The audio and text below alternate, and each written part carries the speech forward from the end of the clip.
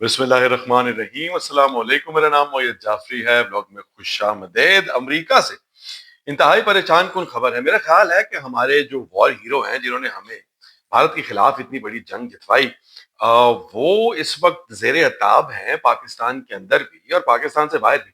हुआ क्या है बुनियादी तौर के ऊपर कि 44 अमरीकी कांग्रेस के मेंबर्स ने, अमेरिका के पार्लियामेंट के मेंबर्स ने, जिसके अंदर दोनों साइड्स के लोग, डेमोक्रेट्स और रिपब्लिकन बेसिकली वो जो कि Donald Trump, president Donald Trump की पार्टी के लोग हैं, वो दोनों साइड के लोगों को मिलाकर कुछ 44 कांग्रेस मेंबर्स ने एक खत लिखा है, जो उनके आप कह लें फॉरेन मिनिस्टर हैं मार्को रूबियो को। और उसके अंदर उन्होंने पाकिस्तान के अंदर मौजूद हाइब्रिड हुकूमत के दोनों सरबराहों को, हमारे फील्ड मार्शल साहब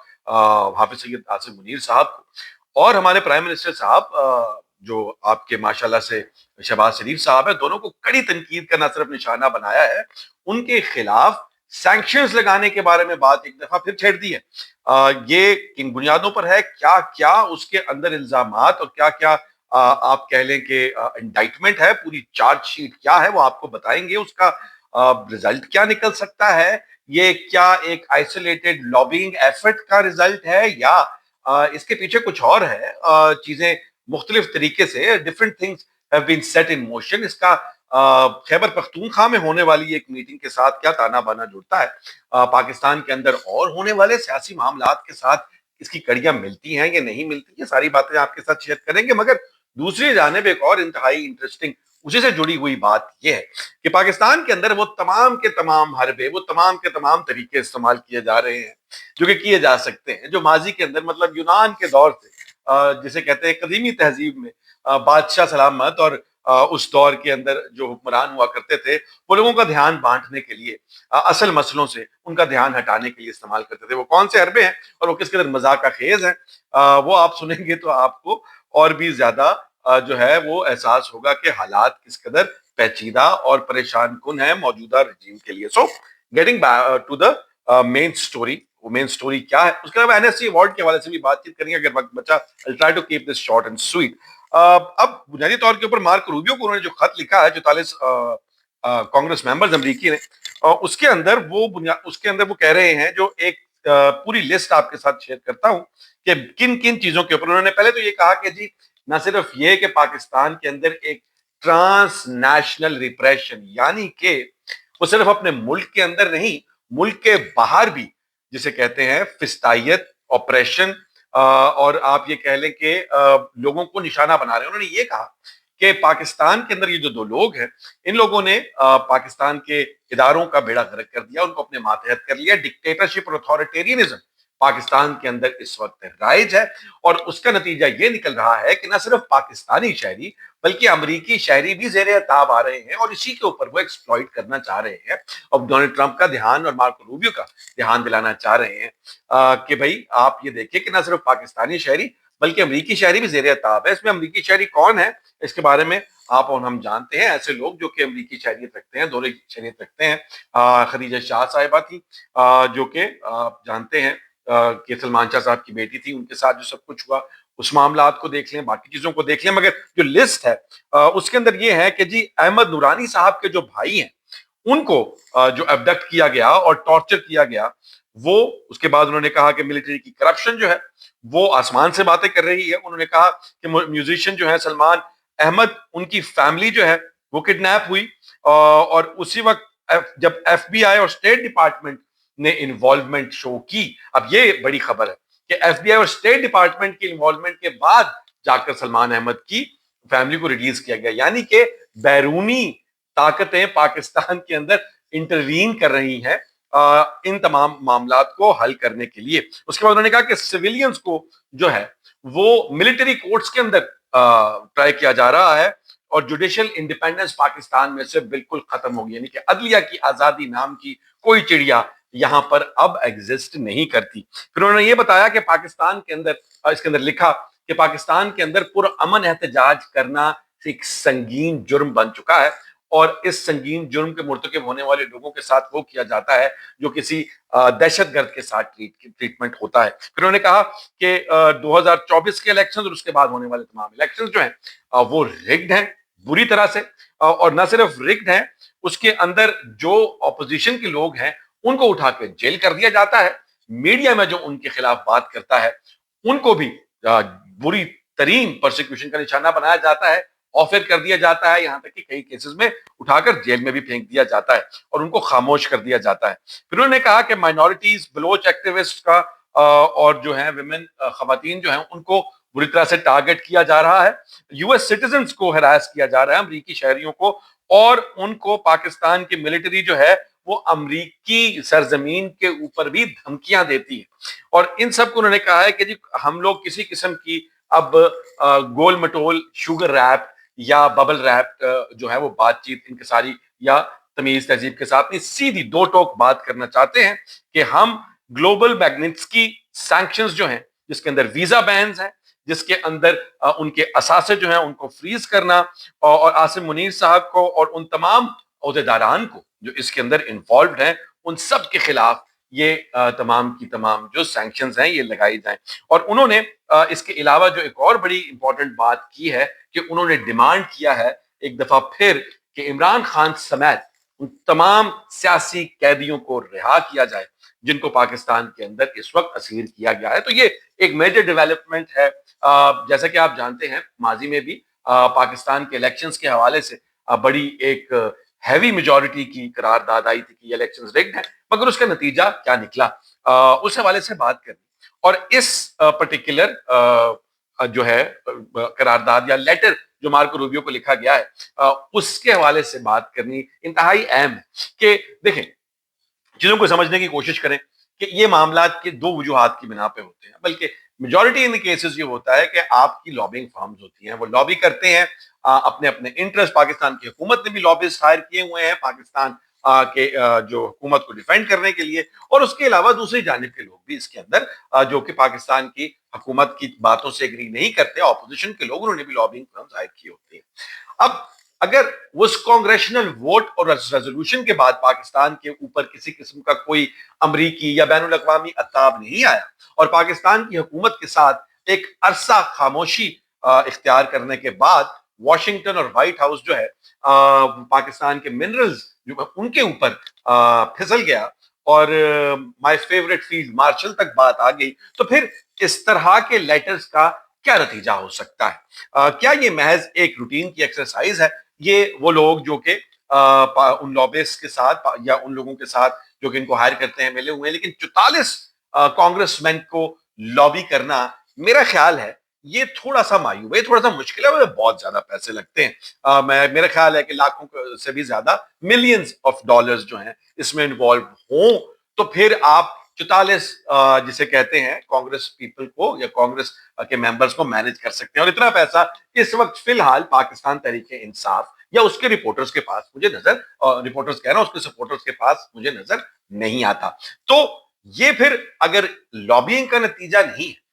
تو پھر اس کی وجوہات کیا ہیں؟ کیا زمین تنگ ہو رہی ہے پاکستان کی حکومت جو کہ اس وقت ہائیبرڈ حکومت ہے اور ہمارے فیلڈ مارشل وار ہیرو عاصم منیر صاحب کے لیے امریکہ کے اندر معاملات پریشان کن ہیں، اور یہ جہاں تک منرلز کے بعد معاملات بہتر ہوئے تھے اس پہ بھی زٹیو نے جو کہ مہدی حسن اگر آپ جانتے ہیں صحافی، ان کی جو نیوز فرم ہے انہوں نے ایک جو ہے خبر دی، انہوں نے یہ کہا کہ پاکستان کو فائدہ ہوا، جو ہے پاکستان کی جو ٹیرف تھے وہ کم لگے، صرف 19% لگے انڈیا کے مقابلے میں جس کو 25 سے 26% لگے، کیونکہ پاکستان نے منرلز کی ڈیل کی،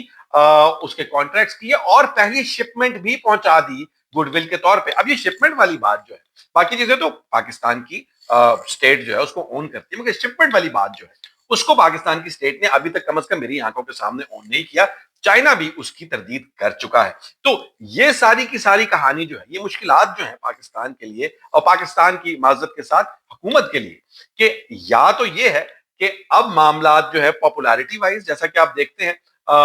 ہمارے فیلڈ مارشل نے جو صحافیوں سے بات کی اس کے اندر بھی انہوں نے جب ذکر کیا تو انہوں نے جب غلامی کا ذکر کیا کہ آپ دو لوگوں کے غلام ہیں جس کے اوپر بڑی ڈسکشن ہو رہی ہے، تو اس کے اندر انہوں نے بات کی آصف علی زرداری صاحب کی شاید اور نواز شریف صاحب کی۔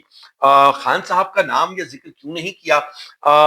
کیا پاکستان اور یہ جو نوٹیفیکیشن کا رولا ہے، دیکھیں